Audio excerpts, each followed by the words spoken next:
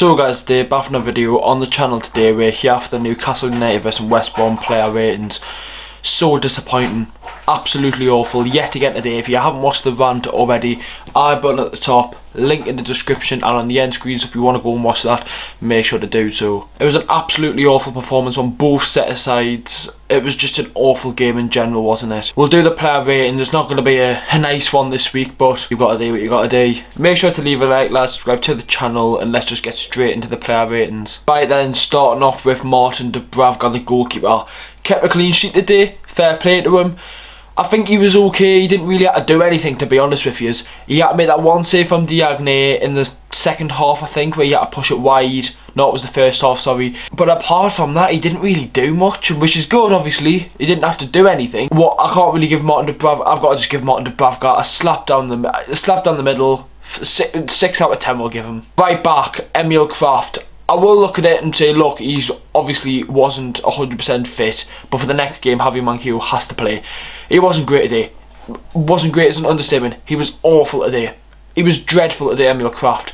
He had a couple of shots that were awful. Didn't know why he's shooting. Passing was dreadful. Defensive awareness was horrendous.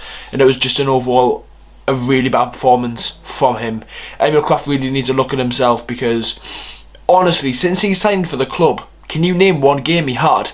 He was okay against Spurs, where Joelinton scored last season, and apart from that, every other game has been shit. So why did we not go out and sign a right back after letting Joelinton go? Oh, that's Newcastle United for you, that.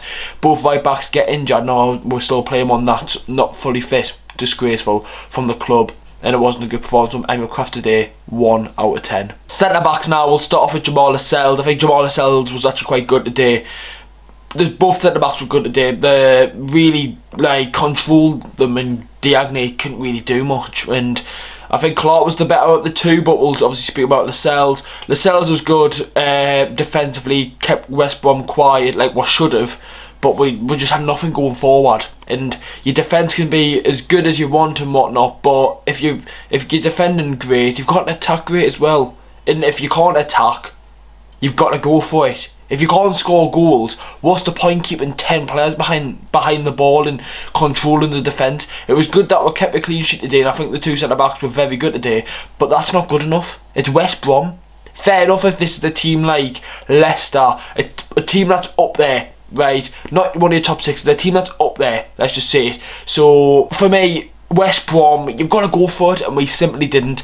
But for the sake of Jamal Lascelles' performance, I'll give him a 6 out of 10 like Dubravka. Next up, Kieran Clark. As I mentioned with the Jamal Lascelles rating, I think Kieran Clark was actually quite good today. Defensively, he was fine. Put himself out there, made some crucial blocks, and really just put himself about and really try to help the team. And you know what, he done what you had to do today. He was covering for Dummett at times, and I think it was a good performance from Kieran Clark. If I've got to give Kieran Clark a rating, I think he's our man of the match. A good 7 out of 10. Next up then, Paul Dummett. It was great to see him come in at left back. I think he deserves to start next game. We've been waiting for this moment for Jamal Lewis to get dropped, because for all season where Dummett's been injured, Jamal Lewis has been the only left back at the club, and he's had that freedom of just playing every week. And then finally Paul Dummett comes back, and he's finally going to be in that position. Games where Paul Dummett's played 3 Premier League games this season, and we haven't lost in any of them. Fulham at home, it was a shit performance. Southampton at home, good performance. Well, it was an okay performance. We got the win, and then today he was decent. Slide tackling, defensively fine. Obviously we know what Paul Dummett's about. We've said this for years. He's your bang average 6 out of 10 performance, your most consistent player on the pitch. Slide tackling's absolutely class. Controls it, and he plays for the badge. And we say that every week, and for many years of now, and it continues with Paul Dummett. For me, Paul Dummett gets a 6 out of 10. Midfield now, we'll do Isaac Hayden. How's he got a skin fade? I need a bloody skin fade. How's he getting one in lockdown? These footballers, man. Today, Isaac Hayden, he was okay. He was getting up because fucking Joe Willock was dozing about all game. Shelvey's pissing about, so he's got to do their work for them. And defensively, he didn't really have to do much. I can't remember any slide tackling or blocking he had to do during the game. But overall, I think Isaac Hayden was fine. He was okay. He was your bang average performance of a solid 5 out of 10. Jonjo Shelvey next, absolutely awful yet again.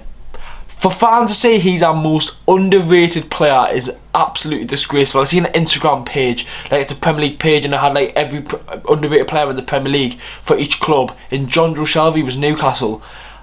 What? He's been awful this season. And for him to come out, and I said it in the Wolves player ratings, for him to come out and say Steve Bruce is the best manager he's ever worked under, are you clapped? What? You've worked under Rafa Benitez, Kenny Dalglish, Brendan Rodgers, the Swansea manager, where they got like top 7, like really high in the league. He's worked under all them, and for him to come out and say that about Steve Bruce is disgraceful, absolutely awful, and he needs to be looked at because he's simply not good enough. This season, not good enough. He's got another 4 years on his contract or something. We're stuck with him for the rest of it. For the rest of his career, he's at Newcastle United, and we're stuck with him if we go up, down, Champions League, League One. We're stuck with Jonjo Shelvey. Shelvey today, 2. Greasy head in centre midfield. Jeff Hendrick came in. What on earth was? Why we're bringing in Jeff Hendrick? We've went from having our midfielders of Mikel Merino, a very talented midfielder, Modiarmi, and on his day he was fantastic, to then now fucking Jeff Hendrick. Disgraceful. He's so shit. Honestly, I actually reckon I could fly in midfield and do some sort of job that he's doing. The facts are, lads, he's getting paid 30 to 40 grand a week, whilst I'm fucking fat as fucking, I could do the same amount of job as him. It's not good enough. It's not good enough. It actually feels like we've been robbed from signing Jeff Hendrick. We got him on a fucking free. For me, disgraceful, awful, didn't do much. Thankfully he got taken off, because I bet if he stayed on, we probably would have lost the game. Jeff Hendrick, 1. Joe Willock, and I'm a massive fan of Joe Willock. I want him to do well at the club, but today he was dreadful. I'm an honest fan. I'm not going to stick up for players if they're my favourite player. Maxie's my favourite player. If Maxie has a bad game, I'll sit here and say he has a bad game. He wasn't good enough today, Joe Willock. Passing was so bad. Just touch was so bad.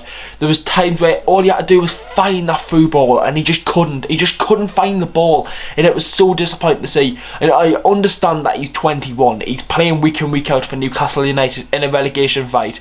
He's 21 years old, I understand that, right? But this is player ratings.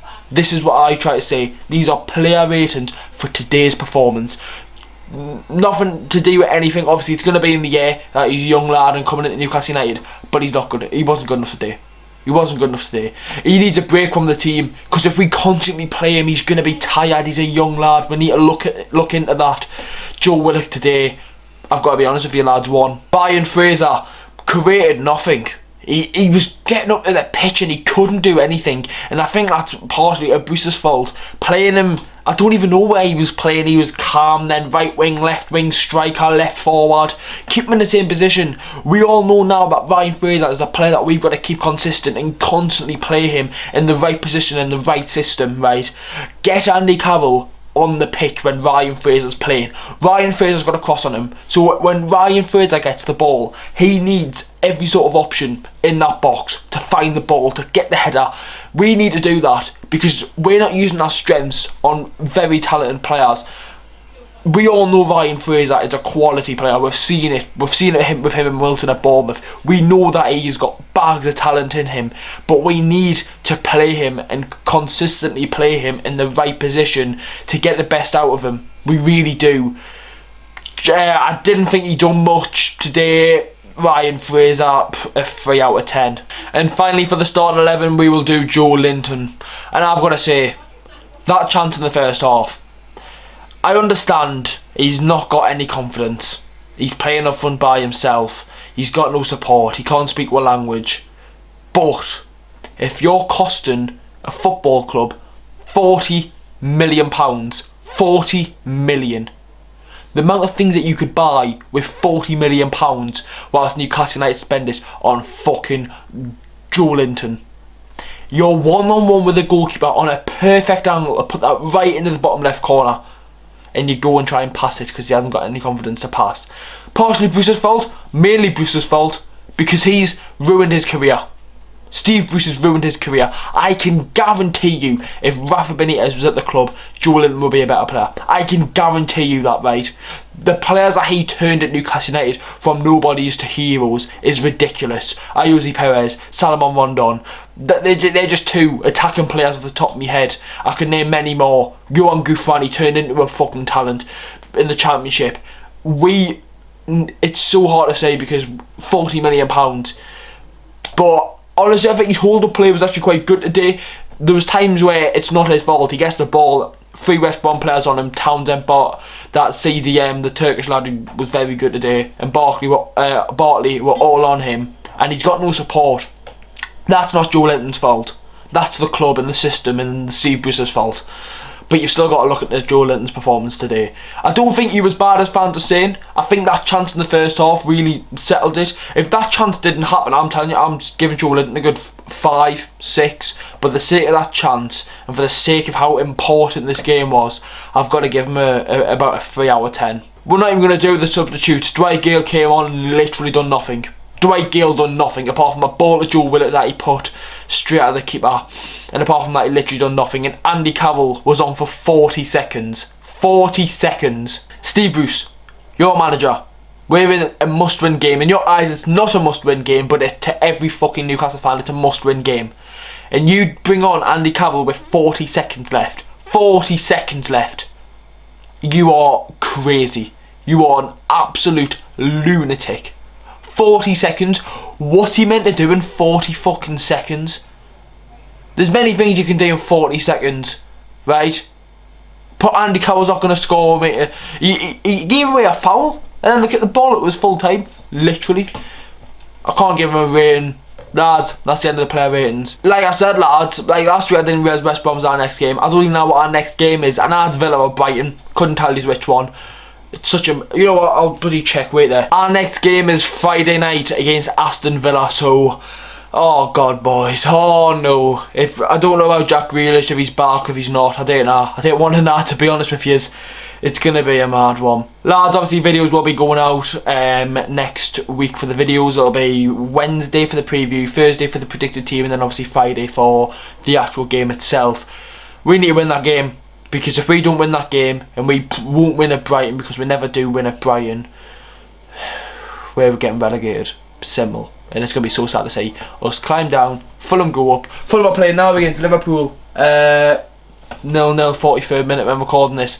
Lads, that's the end of the predict the team. Make sure to leave a like, subscribe to the channel. I'll see you all for the game against Aston Villa next week.